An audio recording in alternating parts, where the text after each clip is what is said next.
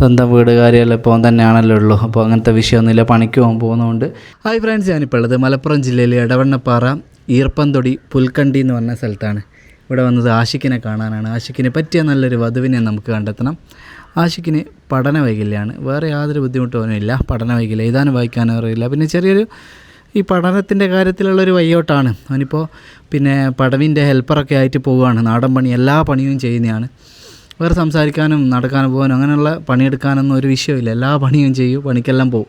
പക്ഷേ നമ്മൾ ഈ വിദ്യാഭ്യാസപരമായിട്ടുള്ള ഒരു അപാകത ഉണ്ടല്ലോ, ഒരു ചെറിയൊരു പക്വതേൻ്റെ ഇത് പഠിച്ച് ചെയ്യുക, പഠിച്ച് പറയുക, അങ്ങനെയൊക്കെ ഉള്ളൊരു വിഷയമേ ഉള്ളൂ.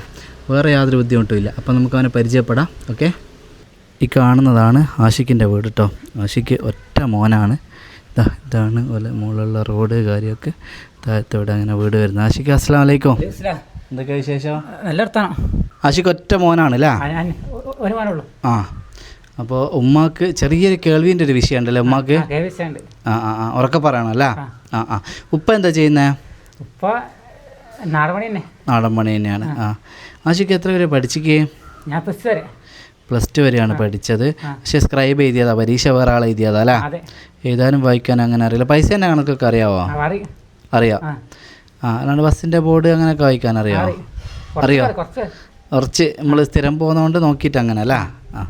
ആഷിക്കിനിപ്പോൾ 26 വയസ്സ് ആവുകയാണ്. 25 കഴിഞ്ഞ് 26ലേക്കാണ് കേട്ടോ. അപ്പോൾ എനിക്ക് ഒരു മാക്സിമം ഒരു 24 വരെയൊക്കെ അല്ലേ നമുക്ക് നോക്കാം, വയസ്സ് വരെയുള്ള. ദൂരം ഒന്നും പ്രശ്നമില്ലല്ലോ ആഷിക്ക്?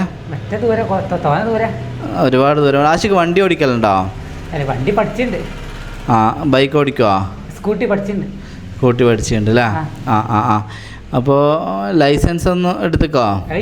ലൈസൻസ് ഇല്ല.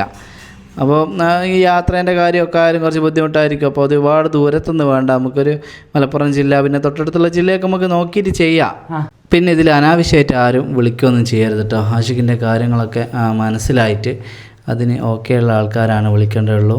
പിന്നെ പറഞ്ഞല്ലോ ഒരു 24 വരെയൊക്കെ നോക്കാം അല്ലേ? 24 വയസ്സ് വരെയൊക്കെ നമുക്ക് നോക്കാം. എനിക്കിപ്പോൾ 26 വയസ്സാവുകയാണല്ലോ. അപ്പോൾ അതൊക്കെ മനസ്സിലാക്കിയിട്ട് ഒരാൾ വരട്ടെ. അപ്പോൾ കൂടുതലായിട്ടൊന്നുമില്ല. ഒരു സ്വന്തം വീടല്ലേ ഇത്? സ്വന്തം വീട് കാര്യമല്ല ഇപ്പോൾ തന്നെയാണല്ലോ ഉള്ളൂ. അപ്പോൾ അങ്ങനത്തെ വിഷയമൊന്നുമില്ല. പണിക്ക് പോകുന്നതുകൊണ്ട് പണിക്ക് പോയി വരുന്ന പെൺകുട്ടീനെ നോക്കുക, അതിനൊന്നൊരു വിഷയമോ അതുമില്ല. വേറെ ആഷിക്കിന് എന്താ പറയാനുണ്ടോ? അതെ. അപ്പോൾ അത്രയേ ഉള്ളൂ. പൈസേൻ്റെ കണക്ക് കാര്യങ്ങളൊക്കെ എനിക്കറിയാം. അത്രയേ ഉള്ളൂ കേട്ടോ. അപ്പോൾ നിങ്ങൾ മാക്സിമം മുമ്പോട്ട് വരിക. അപ്പോൾ ഫ്രണ്ട്സ്, ആഷിക്കും ഉമ്മയും കാര്യങ്ങളൊക്കെ പറഞ്ഞിട്ടുണ്ട്. അപ്പോൾ ഉമ്മ കാര്യങ്ങളൊക്കെ വ്യക്തമായിട്ട് പറഞ്ഞിട്ടുണ്ട്. ഓവർ ബുദ്ധിമുട്ട് കാര്യങ്ങളൊന്നും ഉള്ള മക്കളൊന്നും ബുദ്ധിമുട്ടാവും. കാരണം എനിക്കും ചെറിയ ബുദ്ധിമുട്ട് കാര്യങ്ങളുള്ളതാണല്ലോ. അപ്പോൾ ചെറിയ എന്തെങ്കിലും വിഷയമാണെങ്കിൽ കുഴപ്പമില്ല. പക്ഷേ ബുദ്ധിപരമായ വിഷയമൊന്നും ഉണ്ടാകരുത്. പരസ്പരം മനസ്സിലാക്കി ജീവിച്ച് പോകാമെന്നുള്ളതാണ്. പിന്നെ നിങ്ങൾ എന്തായാലും വിളിച്ച് കാര്യങ്ങളൊക്കെ സംസാരിക്കുക. ഓക്കെ, എനിക്ക് ഈ പഠന വൈകല്യത്തിൻ്റെ വിഷയം എന്നാണ് ഇവർ പറഞ്ഞത്, വേറെ വിഷയമൊന്നും ഇല്ല എന്നാണ് ഇവർ പറഞ്ഞത്. പിന്നെ ടാബ്ലറ്റ് കാര്യങ്ങൾ അങ്ങനത്തെ ഒരു വിഷയവും എനിക്കില്ല. വണ്ടി ഡ്രൈവിംഗ് ഒന്നും അങ്ങനെ എനിക്കറിയില്ല. അല്ല, ഇൻഷാ അല്ലാഹ് ഭാവിയിൽ പഠിച്ച് വരുന്നുണ്ടെങ്കിൽ ഓക്കെ. അല്ലാണ്ട് ജോലിക്കെല്ലാം ദിവസം പോകുന്ന ഹെൽപ്പറായിട്ടും കൈയാളായിട്ടും പിന്നെ എല്ലാ പണിയും ചെയ്യലില്ല, എന്ത് പണിക്കും പോകുന്നതാണ്.